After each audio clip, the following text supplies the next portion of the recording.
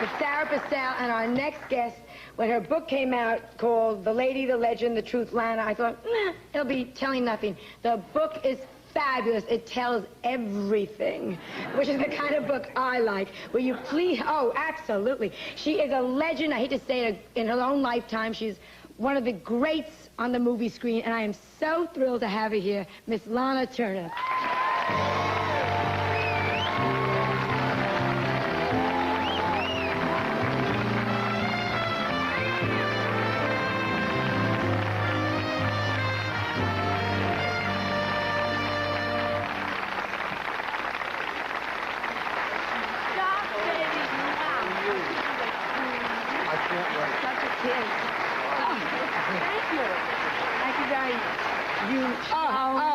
Lana or Lana? Please, if you say Lana, I shall slaughter you. Good. Lana, I wasn't sure. Well, like an LAH. Lana. Where's that little thing? Oh, here, wait, here. I want to see it work. Hold on. Here it goes. Take the time. It works. Good. Oh, thank you, you are fabulous. Thank you. I'm so excited to have you. I know every movie. We checked with each other in black, I know. Well, yes, you always wear black. All your good trampy movies, you're always in black with a pen. You could have said dramatic. Dramatic, but you were always like the high-class tramp. In white. In white, oh. The postman in white. Incredible, incredible. Thank you, darling. You wore white all through the movie? Yes, except one tiny scene after my mother had passed away, but that was so small. But Joan, let me interfere for one moment. You can do anything you want, Lana. Well, I only have a few moments. No, you have the whole show as far as I'm concerned. My angel, when they asked me to appear on this show, I said, yes, when, you know, what date on that. They said, well, it will be with Miss Joan Rivers. And I went, what? That was the operative word. And I said, anytime. Oh, I got scared. I thought you were going to say, forget it. No way! No way! You are my all-time favorite. I adore you. I love you. And with most respect. Oh, well, what a woman. Right. Absolutely, I agree. Yeah. I just got my first hot flash. That you even know, because, I mean, I was just reading your book, you know, because we all forget it's Lana Turner, it's Lana Turner, and then you start to read back. I mean, your life, besides being the #1 star in America, I mean, the good part, I mean, you just had romances with everybody. Let's get right to it. Not everybody. Oh, not everybody. just the good-looking ones. Let's start. Yeah. Clark Gable, what was he like? What was he like? He was one of the most wonderful gentlemen that I've ever had the good fortune to meet and work with. We did 4 pictures. What, there was a romance, too, though? No. Oh. No. Sorry to disappoint you. How come? How come? Because I do not play around with the people that I work with. Never? Nope. What if the person you were working with was single and fabulous? That hasn't happened. Who did you work with? Well, Tyrone Power, you had a big romance with. We did not work together. Well, that's, yeah, on screen. Was that the big, was he the big romance of your life? Yes, I loved him dearly. And you never got together. Did you ever think you would end up maybe with him? Well, of course, I had dreams of it being finalized with marriage and babies and things like that, but it wasn't meant to be. Because you've been married how many times? Oh, God, one more time, I say it's 7. 7 times? I just came off of a book tour, and I am so sick and tired of talking about me. I'd much rather talk about you. No, not with this book. Fred, you just everybody. told everything in the book. I mean, like, you even talked about the kind of sex you like. Taste. Oh, very good taste. Very good taste. But, I mean, you certainly held nothing back. Taste-wise, it was perfect. I told it like it was. Yes. I know, but not the way it's been made up to be. But what I found is, like, you weren't discovered in the drugstore. Not at Schwab's. Yeah. No, it was a little cafe across the street from Hollywood High. You must have been incredible looking because you became a star so young. You were a major star at 17. No, Watch it. 16. 16. People keep adding a year on to me, and I hate it. And I'll get the year soon enough, you know. No, but you started out very young, and the stardom came very quickly. Yes, surprisingly so, it did.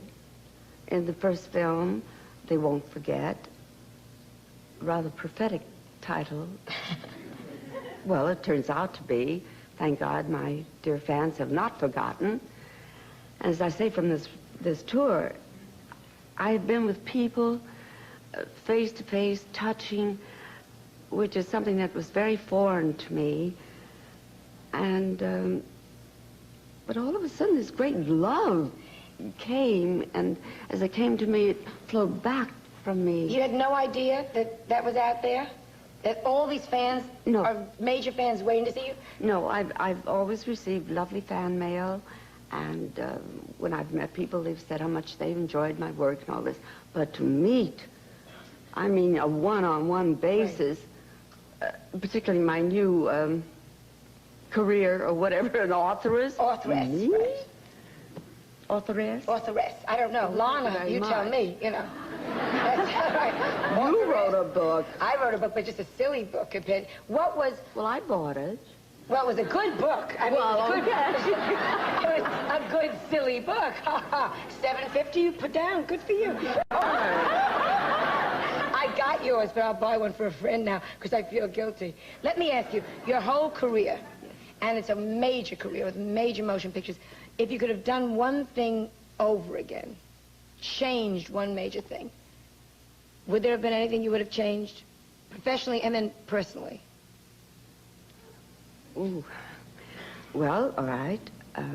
Of course, as anyone else, I've made mistakes. If I could have changed those, I would have. Professionally, I might not have done Mr. Imperium if I could have gotten out of it. Tell them why. I love that in the book, when they made you kiss him with all that... The man with the Roquefort cheese teeth. And he always ate these coffee cakes and coffee, and, I mean, people do have breakfast on the sets, but you do rinse your mouth and all that before a love scene. Not this fellow. And I was 3 months pregnant, and, you know. So, but how to speak nicely of the guard. Gone. But you did say in the book, which I loved, you talked about, because you always see love scenes on the stage, on the screen, and you think, oh, they're having such a good time. You said, because everyone worries about their breath. You know, you're always going around like that. When you're single, at least. Remember those? You said you can't, when you're single, you know. I have not been single that long, it seems. Well, when I was single, I was just checking everything. You said you kept gum in your mouth. Yes. I had a little spot. I used to tuck it way back up in there. And unfortunately, with the king himself, Mr. Gable, and one time, I mean, we had done many, many kissing scenes, but this time, his tongue slipped a little inside of my teeth, and the gum let go, and when we parted, here with this long gum, and I'm looking at it cross-eyed, I'm trying to get rid of it, and he's looking at it like, what the hell is that? Finally, it snapped. Well, he was not very happy with me for a number of days, and then Mr. Mervyn LeRoy made it a daily, hourly, before a scene check. Gum? I'd say, no. He said, show me. And I go, like checking a horse's teeth, you know. But I learned never to do that again. Never, but I just love, every time I see Honky Tonk now, I think, she's got gum in her mouth. I'd love her for. Sure, to keep my breath fresh. See, so it's the same thing as that. It's the same principle. We'll be right back after this commercial, so don't go away.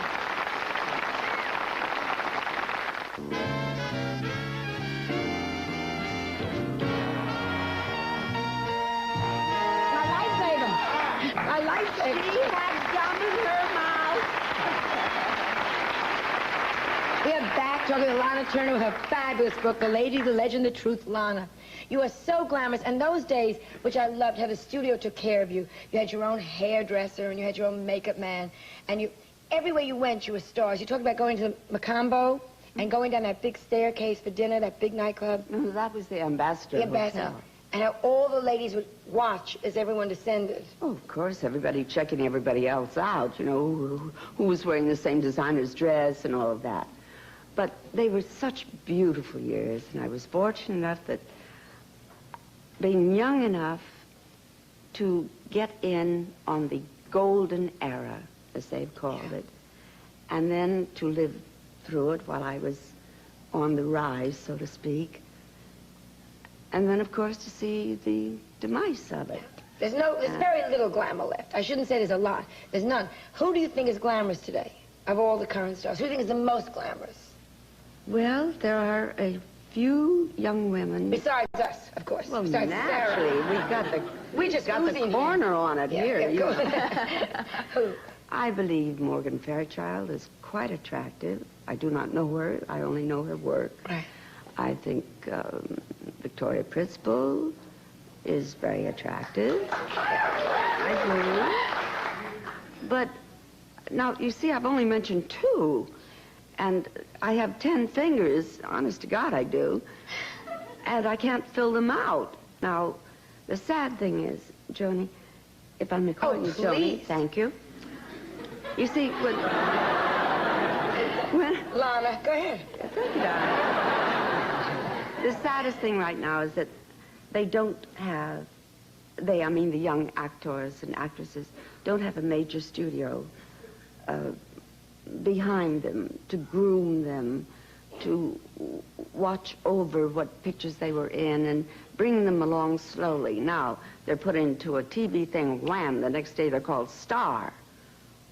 Well, only the public makes a star, and it takes a long time for that to happen. But then it stays a long time. Do you know if what I'm they saying? still stay with you, and I'm one of the fortunate ones, yes. I was named star, not immediately. I had to earn mine. But thank God I still have it.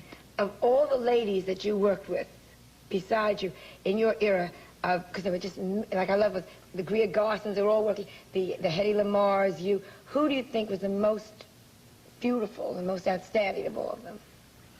Truly the most beautiful woman in that era, yes, was Hedy Lamar. She was breathtaking.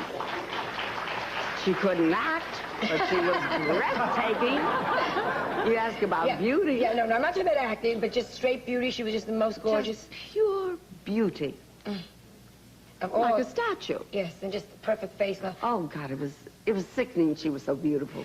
See, but you were a good actress. You mentioned in your book that if you maybe hadn't had the glamour so much attached to you, you would have gone in more for the acting. Do you ever regret that? Except you had some very meaty roles at the end. You know what I'm saying? Well, yes, not but the I had to fight my way up to it. Yeah. I do mention in the book that the so-called beauty got in the way as opposed to parts that I wanted so badly, but they gave those to what they thought were actresses. Right.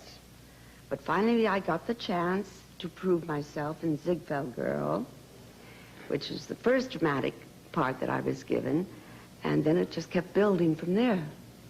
Would you go back now and do another major motion picture? It was wonderful, terrific. Oh, good God, I'm waiting. Good. I wanted to just make sure we said that. Yeah. Yes. Yeah. Do you look around? But I will not do trash. Then you're in trouble. Then I don't do movies. What about good trash? Yeah. But I must, may I share this with you? Oh, please. I have just finished, oh, dear Lord, when? September 10th, I finished my second appearance on Falcon Crest. Then I went on the book tour, and I still am not, this is beautiful downtown Burbank, right? Yes. Thank you. Because I've been in so many cities within the last 2 weeks, and it was marvelous. But in October, I do 3 more Falcon Crests. Great. And I'm so thrilled about it. Thank you. You know, I'm sitting here, I'm talking to you, and you're so charming, you're so pulled together, and you're so intelligent, because usually you think, you know, butter's going to come out. I can't understand. No, but, you know, you think Lana Turner. Bubblehead. You know, pretty, loud, and I mean, you're so, I can't understand how you could manage to meet 7 men that weren't fabulous, that you struck out Well, 7 I thought times. they were fabulous at the beginning. Yeah, boy, you didn't obviously court too long. No, that was my problem. I did not dig behind the facade. Yeah. Which to type? learn what they were really like until the wedding ring was on, the papers were signed, and then I was in mucho trouble. Oh, over and over and over again. Don't ask me if there's an eighth. There is not an eighth. Well, there should be a terrific eighth coming up for you. No plan. I have a cousin who is a dentist. You have to go, and I hate to see you leave. What a pleasure. Thank you so much for coming. Thank you, Mother. Oh, my Lord. Good luck with the book. Good luck with Falk and Fred. I've got all stop falling.